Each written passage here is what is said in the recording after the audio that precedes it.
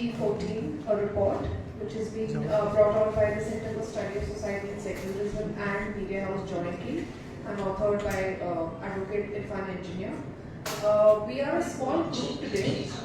I know it's the heat, the vacations, a lot of factors, but we are extremely happy that we have such a learned group today who has gathered here to discuss this book. Also, it's a very opportune time because we are heading for the biggest democratic exercise in India, that is the elections, and I think it's no better time to reflect on freedom of religion or belief, one of the most important rights given in our constitution. And I think through this book we can highlight some of the concerns since 2014, a watershed in Indian democracy itself. And with this, we also have the eminent author of this book with us. It gives me immense pleasure to call my colleague, Irfan Engineer, who is also the author of this book, to speak a few words about this book and how it was conceived.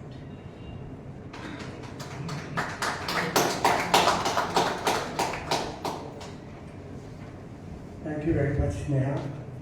Neha is the Executive Director of Center for Study of Society and Secularism. I'll be very brief, very happy that all of you have come here today, find time to come here in spite of the busy schedule and etc. I'm very happy that such an eminent panel agreed to speak, all of them.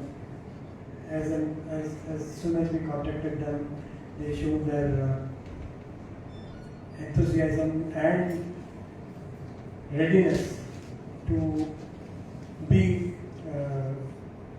with us today to talk about the book. I'm very, very happy. My personal gratitude, of course, as CSS, Neha has expressed that gratitude. But my personal gratitude that to each one of them that they are here today. Let me talk about the book. I'll be very brief. How and why this book came about. My father, who established Center for Study of Society and Secularism, for years he was monitoring communal violence. Every year, regularly, first January issue of Secular Perspective would be on communal riots in the previous year. After him, there were elections. 2014, Modi came to power. We continued that monitoring of communal violence. So the book was sort of written every day when we read papers, from 5 papers, Times of India, Hindu, Indian Express, Sahafat, and Inqilab. From these 5 papers, whatever violence is reported is noted down, clipped, and documented. And end of the year, all these riots, as they were reported in media, are visited and collectively written. So initially, they were just, after giving an overall analysis of the year, communal violence during the previous year, it would be just listing of communal riots. But slowly, after 2014, two things came up. First, the incumbent government said or promised that there would be peace, communal harmony. We wanted to see whether we weren't expecting communal harmony, but let's see on the ground. And sure, number of communal riots in some years went down. For example, 2017 as compared to 2014 and 15 and 16 went down. So how do you report this in our annual reporting of and monitoring of communal violence? And there we started seeing the changing pattern. The changing pattern was not only number of riots, but mob lynching, hate speeches, laws that were coming up.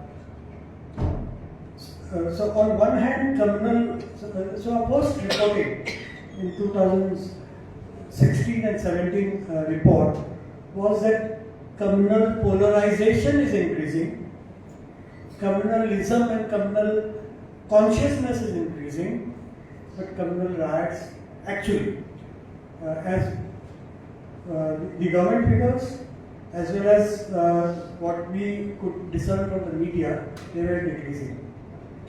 So we had to report this and catch the pattern. So we saw the pattern is changing. A lot of small riots are taking place in a very wide geographical area. Riots are spreading southwards and in rural areas.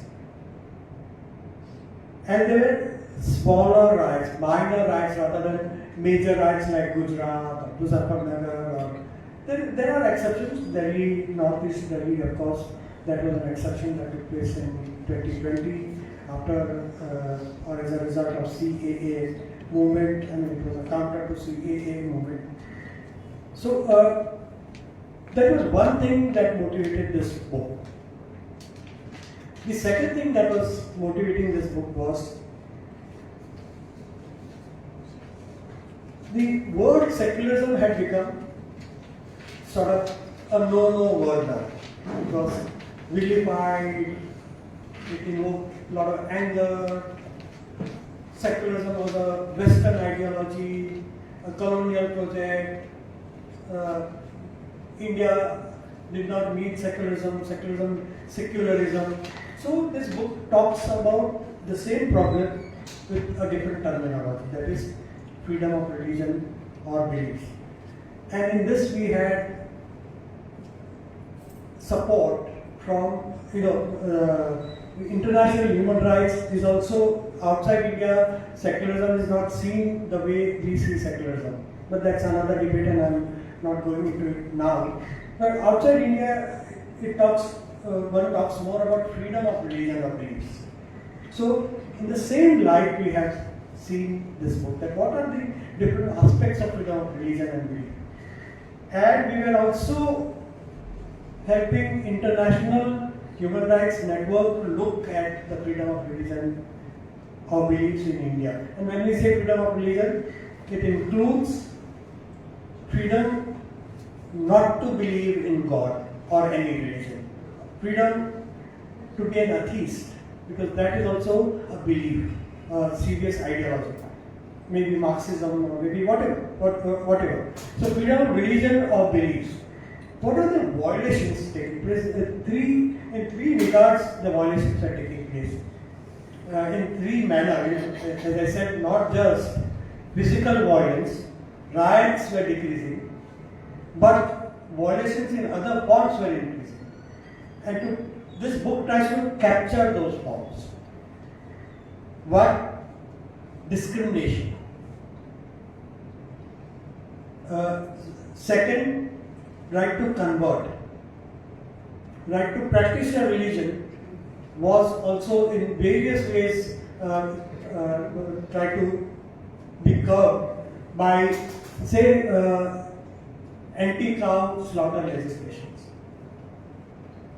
I mean, when you impose one religion or practice of one religion over entire citizenry, when you try to impose non-vegetarianism, when you try to, say, in election campaign, politicize somebody cooking fish, then it's violation of the human rights of those fish eaters and freedom of religion or beliefs. So this is what we have tried to capture in this book.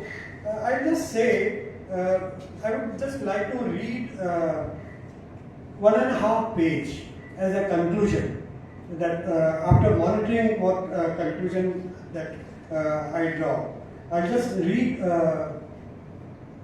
about 2 pages, and and that will show light, and of course, eminent panel is there to talk more about the book. So, chapter 5 conclusion. From the foregoing chapters, that is, try to capture hate speeches, frequency of hate speeches is increasing.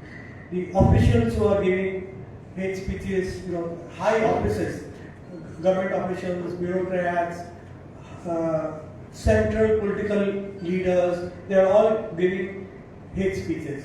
Mob lynching is increasing, etc., etc. So after capturing all that, from the foregoing chapters, it should not be difficult to conclude that there is a significant change in the nature of Indian state, with the electoral majority of Hindu nationalists in 2014 and 19 Lok Sabha elections, and consequently their control over central government, which was not there before 2014, absolute majority. The Indian state has drifted away from the constitutional parents' vision of India as a liberal democracy with social welfare directed towards development of the most marginalized, and a secular Indian state that does not have any religion, and it neither patronizes nor sponsors any religion. Further, it grants freedom of religion or belief to its citizens, not to communities, but to citizens, individual citizens. The vision of this constitutional parents did not translate into reality. Even when BJP government was not there, even then it was not a reality. But there were many deviations, and the big corporate and feudal class strongly resisted surrendering their social and economic privileges through their grip on political power. In spite of the dominance of the privileged sections of the society, liberal democracy, as fashioned by our constitutional parents, enabled the most marginalized citizens from the Dalits, Adivasis, other backward classes, women, wage laborers to use their fundamental right to organize and struggle for their share and dismantle privileges of the privileged classes in a painstakingly long protracted struggle.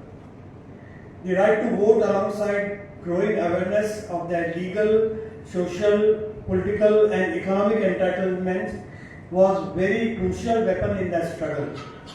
Land reforms and mandalization of politics, which enabled the hitherto backward castes to demand their fair share in political power, were achievements of the liberal democracy. The Hindu nationalists strive to deepen community consciousness and deepen Hindu nationalist identity in place of consciousness of citizenship. Hindu nationalism seeks to create an illusion among the Hindus that those belonging to the community are superior and should enjoy privileges over non-Hindus. They seek to install pride in quote-unquote Hindu culture and the community's cultural superiority, even while those belonging to the Dalits, Adivasis, OBCs, women are subjugated and marginalized by upper caste male and treated as unequal, even using violence when necessary. Hindu religion is a tool to deepen the communal nationalist consciousness of pride in superiority of their religion and consequent claim to the privileged citizenship. It also uses the tool of fear of the minorities, using exaggerated claims about their population growth and religious conversion, and consequently being overwhelmed.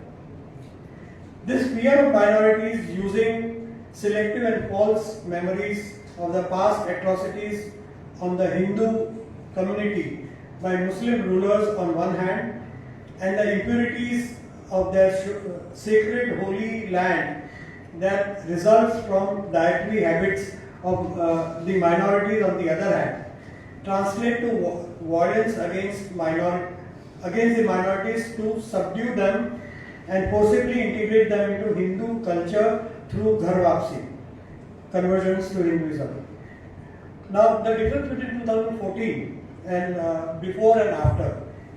Before 2014, there was no concerted action between the state, even though it acted under Hindu majoritarian influence, and the Hindu nationalist cadres indulging in violence against the minorities. Occasionally, the Hindu nationalist cadres would run a risk of some minor action being initiated under criminal justice system to keep the levels of violence low.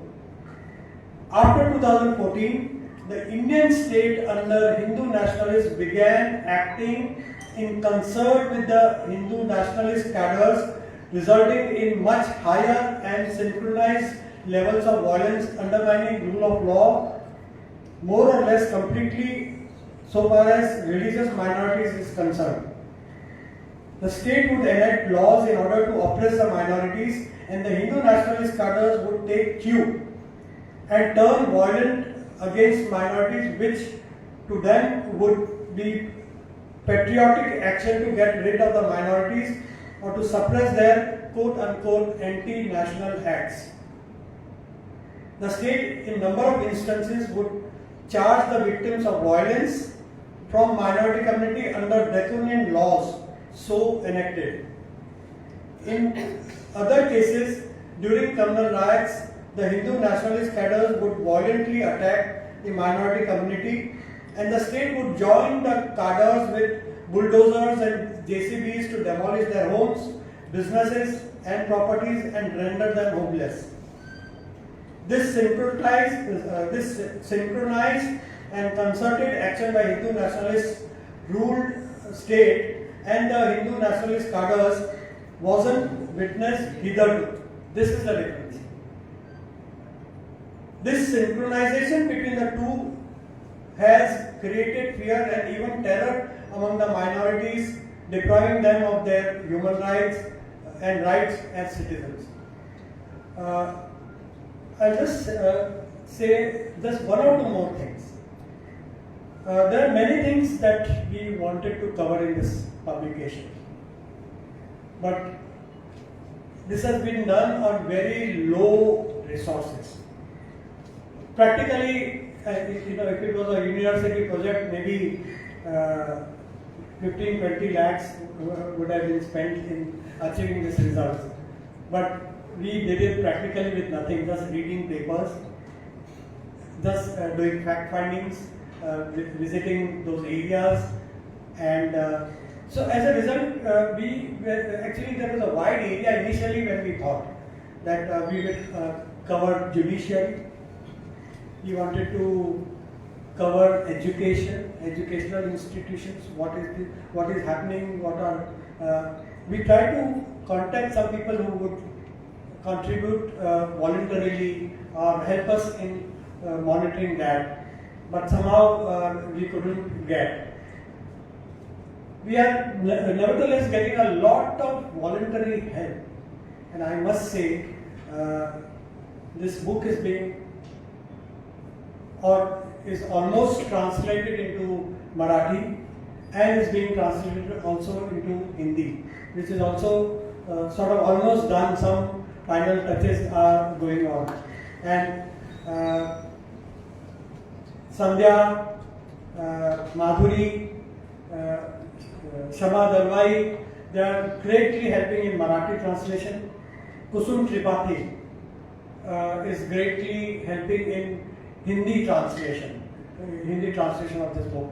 So along with this, I think Hindi and Marathi translations will soon also be published, hopefully much sooner rather than later, because the translation work is almost complete. We will be looking for publisher now. So thank you once again, all of you, for coming here, showing some interest in this book discussion, and thank you to Justice Abhay Tipse Saab, Dr. Ram Punyani and Mihir Desai for coming to discuss this and give their views, their comments, which I'll be listening very carefully, noting down all how the book could be improved, etc. I'll be noting down. So thank you very much. With this, I hand over the session to Ram Punyani, ask him to chair. Can we launch? And we will release the book now, and after that I'll hand over to Ram Punyani.